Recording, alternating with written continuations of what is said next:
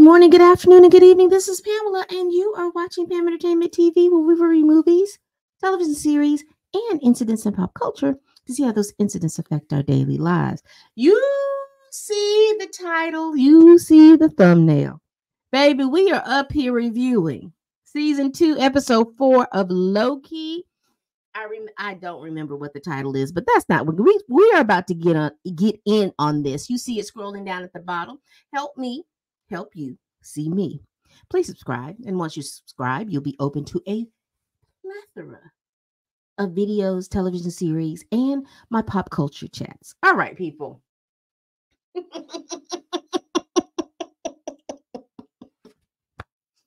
This whole episode, it gave me the pace of the first episode. It's a lot of stuff going on at the same time, but we find out a few things in this episode. So this episode starts off where we left off with the last episode. Victor Timely walks through the portal, and he's in the TVA war room or conference room. He is in there. He's surprised and almost ecstatic because he's in the TVA. He turns around and he sees the mural of Kangs. And he walks out into the hallway. He's looking around. He goes up to the mural of the multiverse war. He sees the little Kangs over in the corner. He sees the timekeepers in the middle. He sees all of that. And as soon as he gets out there, he runs into Loki and Mobius and everything like that. He wants to walk around and look at the TVA. They tell him, ain't no time for all that. You need to come down here because the loom is in doom and we need you, Victor Timely. Victor Timely goes down there, and then he has his man crush Monday moment, and he sees Obius, and then Ouroboros, excuse me, and then Ouroboros sees him.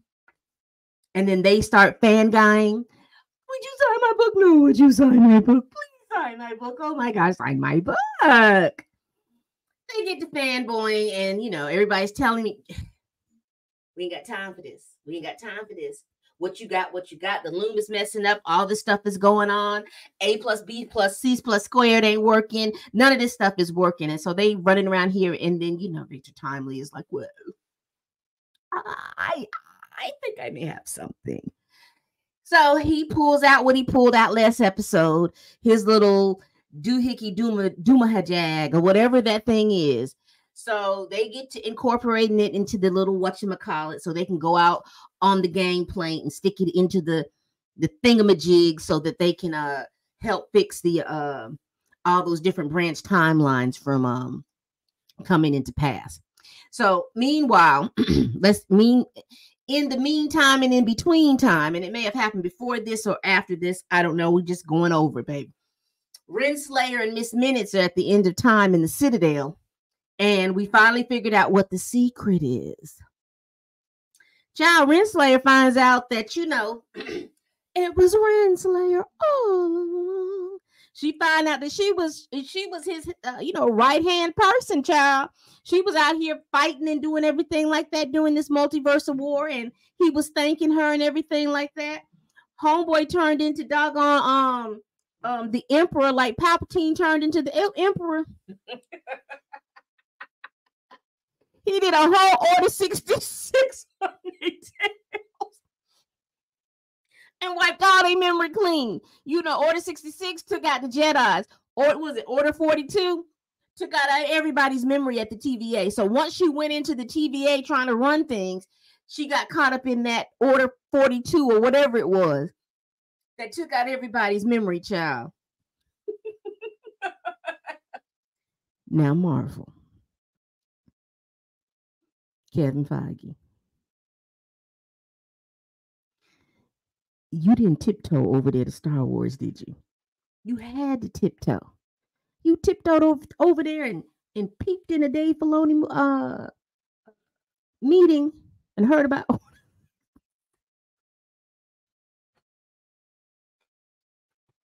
sorry. I know. Believe you me, I know that Order 66 happened during the prequels, child. I just found it so I was so tickled I didn't know what to do. Here we are with an Order 42, sounding like Order 66, and wiped out all their minutes. I wiped out all their memories.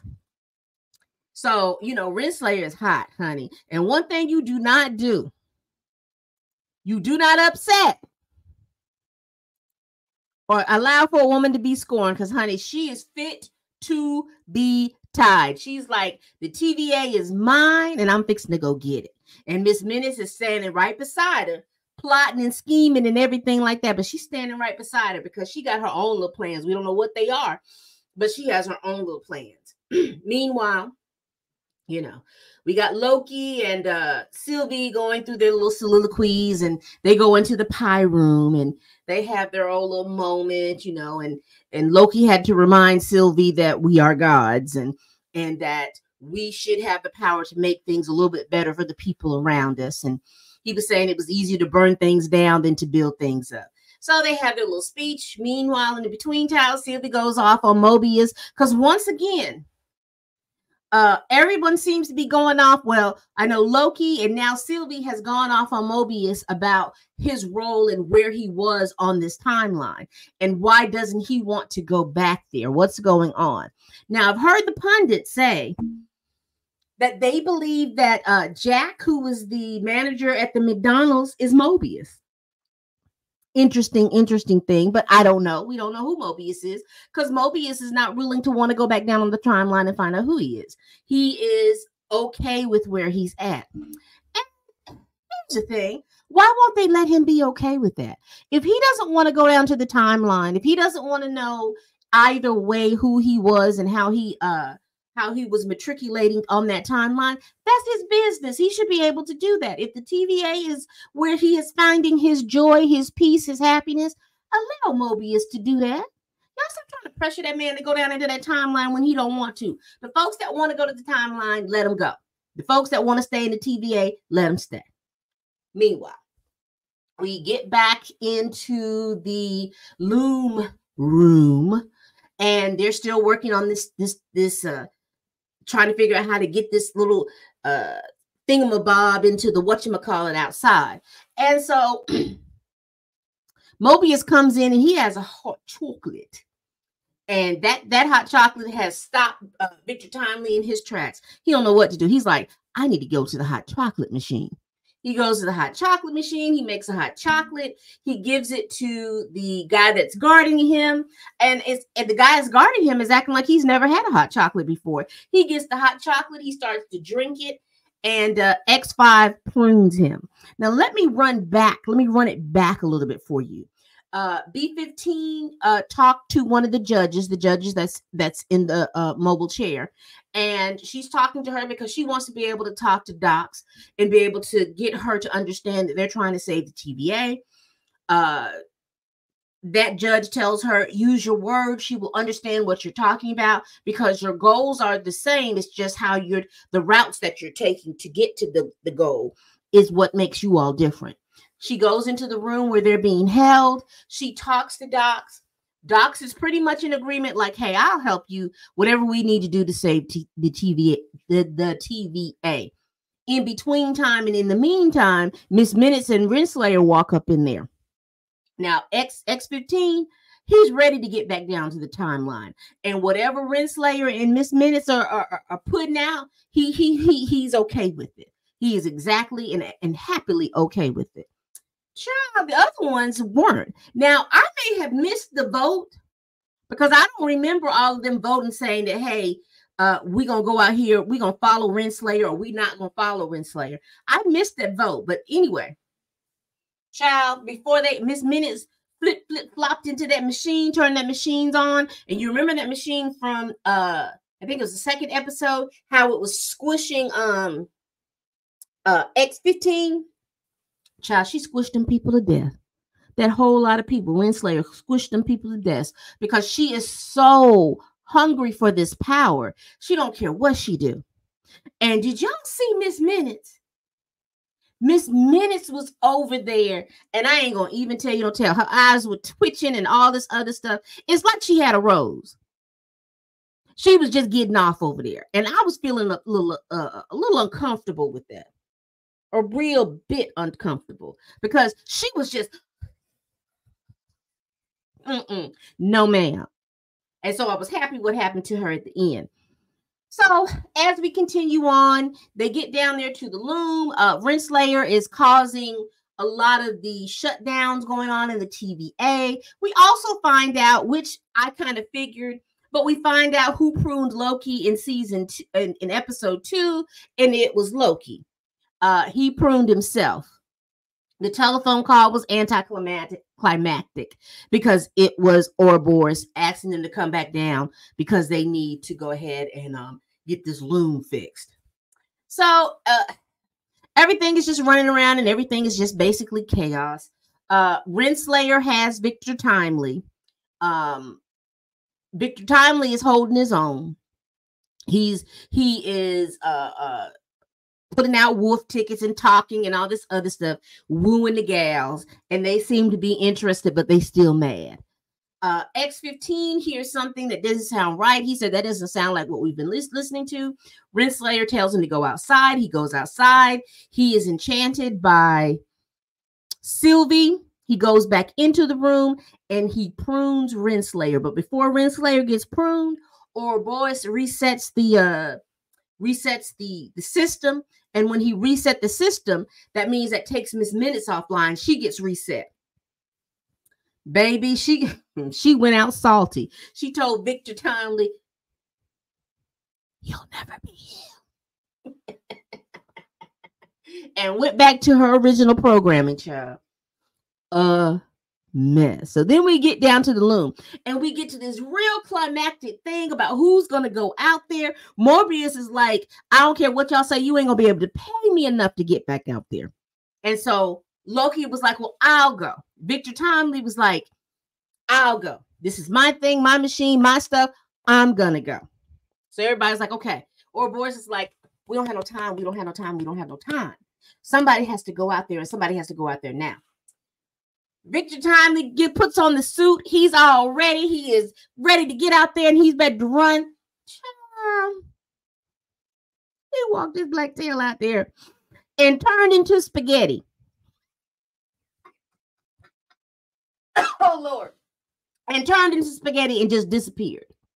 And everybody is flummoxed, flabbergasted, and any other word that I can use, that they are shook, scared, and they see the end, and the bright light comes, and that's when the episode ends.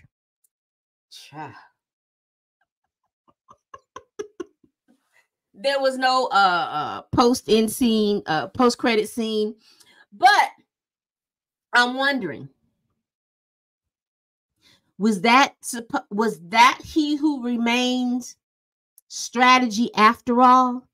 Because if you all remember, He Who Remains lived at the end of time.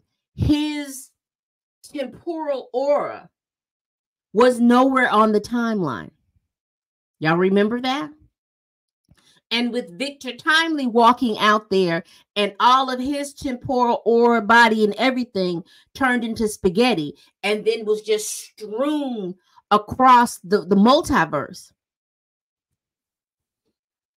Do you think we are about to get He Who Remains walking through the door pretty soon? Because Victor Timely was not He Who Remains.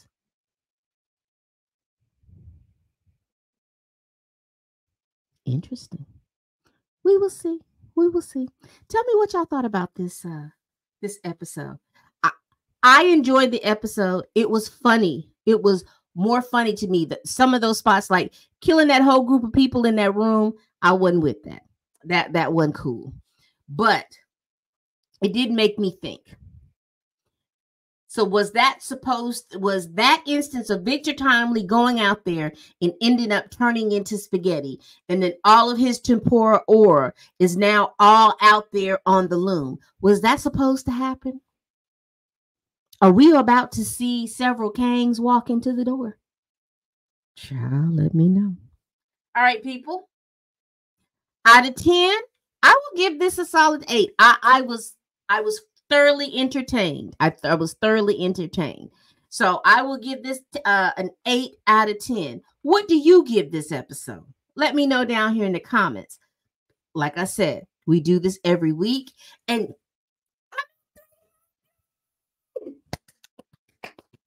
but help me get to 1,000. I couldn't be more stoked. Help me get to 1,000. If you like what you see, tell a friend, tell a kin, tell a heifer that you can't stand that I'm over here making these videos, child. And as always, people, bye-bye.